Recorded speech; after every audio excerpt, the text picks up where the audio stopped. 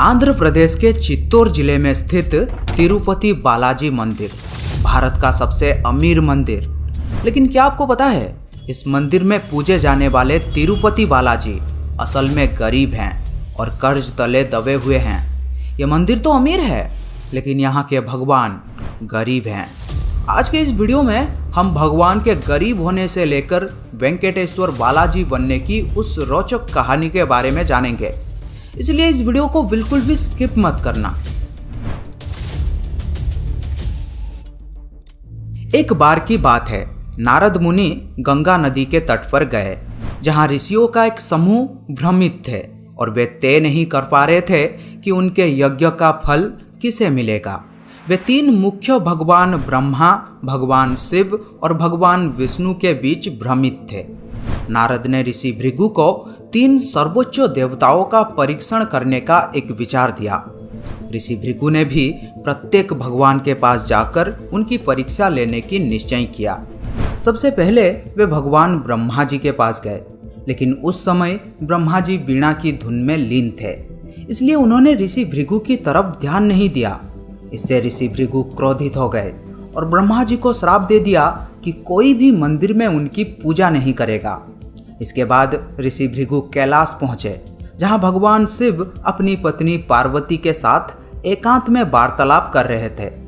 भृगु ऋषि के यूं अचानक आ जाने पर भगवान शिव क्रोधित हो गए और ऋषि भृगु का अपमान करने लगे। यहाँ भी ऋषि भृगु ने भगवान शिव को श्राप दे दिया कि विश्व में उन्हें केवल लिंग रूप में पूजा जाएगा। अंत में वे भगवान विष्णु के पास गए, लेकिन उन्होंने भी ऋषि भृगु को नहीं देखा, जिससे ऋषि भृगु और भी अधिक क्रोधित हुए और उन्होंने भगवान विष्णु के छाती पर लात मारा।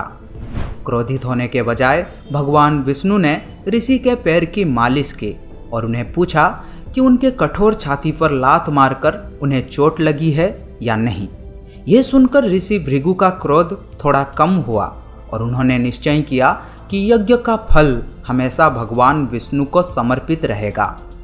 लेकिन भगवान विष्णु के छाती पर लात मारने के इस घटना ने माता लक्ष्मी को क्रोधित कर दिया। वे चाहते थे कि भगवान विष्णु ऋषि भृगु को दंड दें, लेकिन ऐसा नहीं हुआ। परिणाम स्वरूप उन्होंने वैकुंठ छोड़ दिया और तपस्या करने के लिए पृथ्वी पर आए। इस घटना से प्रभावित होकर भगवान विष्णु भी वैकुंठ में बहुत दुखी हो गए और एक दिन माता लक्ष्मी की तलाश में वैकुंठ छोड़कर विभिन्न जंगलों और पहाड़ियों में भटकने लगे, लेकिन उन्हें माता लक्ष्मी नहीं मिली।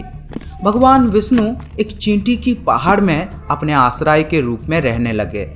ये देखकर भगवान शिव और भगवान ब्रह्मा ने भगवान विष्णु की मदद करने की फैसला की, इसलिए वे एक गाय और बछड़े के रूप में परिवर्तित हो गए और माता लक्ष्मी के पास गए और उन्हें विष्णु के बारे में समस्त बातें बताई कि कैसे भगवान विष्णु खाना पीना छोड़कर एक चींटी की पहाड़ में रहते हैं। उनकी मदद करने के लिए उन गाय और बछड़ों को राजा यादव नरेश को देने के लिए विनती की। माता लक्ष्मी एक ग्वालन का रूप धारण करते हुए राजमहल में पहुंचे और उन गाय और बछड़ों को राजा यादव नरेश को दे दिया।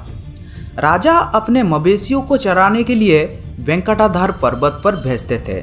गाय के रूप में ब्रह्मा प्रतिदिन उस चींटी की पहाड़ पर अपना स्तन खाली करने लगी और भगवान विष्णु को खिलाने लगी। लेकिन एक दिन गाय को चरवाहे ने देख लिया। उसने क्रोध से गाय को मारने के लिए अपना कुल्हाड़ी फेंक दिया, परंतु वो कुल्हाड़ी बाहर निकलने वाले भगवान विष्णु को लग गई। गुस्से से विष्णु ने उस कुल्हाड़ी को वापस चरवाहे की ओर फेंक दिया, जिसे चरवाहे की मौके पर ही मौत हो गया। राजा यादव नरेश को भी विष्णु ने अपने सेवक द्वारा किए गए पाप के कारण दानव बनने का श्राप दिया था। राजा ने दया और निर्दोषता की याचना की, तब भगवान विष्णु ने उनसे कहा कि वे अपने अगले जन्म में आकाश राजन के रूप में पैदा होंगे और जब विष्णु की पद्मावती के साथ विवाह के दौरान विष्णु को आकाश राजन से मुकुट भेंट की जाएगी, तब जाकर श्राप समाप्त हो जाएगा। समय का चक्र चलने लगा। भगवान विष्णु ने खुद को श्रीनिवास के रूप में अवतारित लिया और वे वेंकटाधार पर्वत पर रहते थे और उनकी माता वकुल देवी द्वारा उनकी देखभाल की जाती थी। उधर आकाश राजन का भी जन्म हो चुका था, लेकिन उनकी कोई संतान नहीं थी।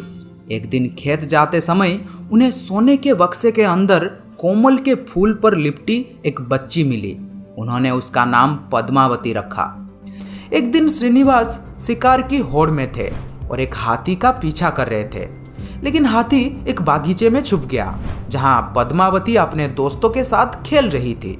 हाथी ने सभी को धमकाया। श्रीनिवास ने वहां बागीचे में सबको बचाया, लेकिन श्रीनिवास पद्मावती की सुंदरता से मंत्रमुग्ध हो गए और उनके बारे में भी पूछा। घर आकर श्रीनिवास ने अपने माता बकुल देवी से कहा कि वे पद्मावती से शादी करना चाहते हैं। ये भी पता चला कि वे भगवान विष्णु हैं और बकुल देवी अपने पिछले जन्म में माता यशोदा थी। उन्होंने ये भी कहा कि वे जब तक पद्मावती से शादी नहीं कर लेते तब तक उन्हें शांत नहीं किया जाएगा। बकुल देवी विवाह का प्रस्ताव लेकर राजा आकाश राजन के पास गए। रास्ते में बकुल देवी ने भी पाया कि पद्मावती भी अपने दासियों के माध्यम से श्रीनिवास से प्यार करती थी। जब राजा आकाश राजन को इस बात का पता चला तब उन्होंने इस विवाह के लिए ऋषि बराहपति से सलाह ली। बराहपति ने बताया कि पद्मावती का जन्म इसी जन्म में भगवान विष्णु से विवाह करने के लिए हुआ है और श्रीनिवास ही भगवान विष्णु हैं। ये जानकर सभी बहुत खुश हुए और शादी तय हो गया। श्रीनिवास ने सबसे भव्य विवाह समारोह की आयोजन कराने के लिए कुबेर से पैसे उधार लिए थे।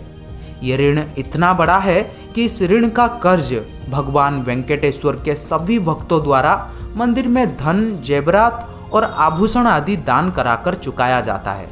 मान्यता है कि कलयुग के समाप्ति के साथ ही ये ऋण भी पूरा हो जाएगा। खैर, माता लक्ष्मी को जब भगवान विष्णु के पुनर्विवाह के बारे में पता चला तब उन्होंने भगवान विष्णु का सामना करने का फैसला किया। लेकिन श्रीनिवास ने जब महालक्ष्मी और पद्मावती को एक साथ एक स्थान पर सामना किया तब उन्होंने खुद को एक ग्रेनाइट रॉक मूर्ति में परिवर्तित कर दिया। तब भगवान शिव और भगवान ब्रह्मा ने आकर समझाया कि कलयुग में लोगों के कल्याण और मुक्ति के कारण ही भगवान विष्णु ने यह सब लीला की है। ये जानने के बाद माता लक्ष्मी और पद्मावती भी भगवान वेंकटेश्वर के साथ वहीं रहने का फैसला किया। माता लक्ष्मी भगवान विष्णु के बाएं छाती पर और पद्मावती दाएं छाती पर रहते हैं। तो ये था भगवान वेंकटेश्वर बालाजी बनने की कहानी। लेकिन तिरुमला तिरुपति बालाजी मंदिर से जुड़ी कुछ ऐसे चमत्कार और रहस्य हैं जो आपको आश्चर्यचकित कर सकता है। अगर आप इस बारे में जानना चाहते हैं तो मुझे कमेंट बॉक्स में बता सकते हैं। और ये वीडियो आपको कैसा लगा वो भी बताना, और इस वीडियो को ज़्यादा से ज़्यादा लाइक करें, अपने दोस्तों के साथ शेयर करें और चैनल को सब्सक्राइब कर लें ऐसे ही और भी इंटरेस्टिंग वीडियो देखने के लिए। Thank you.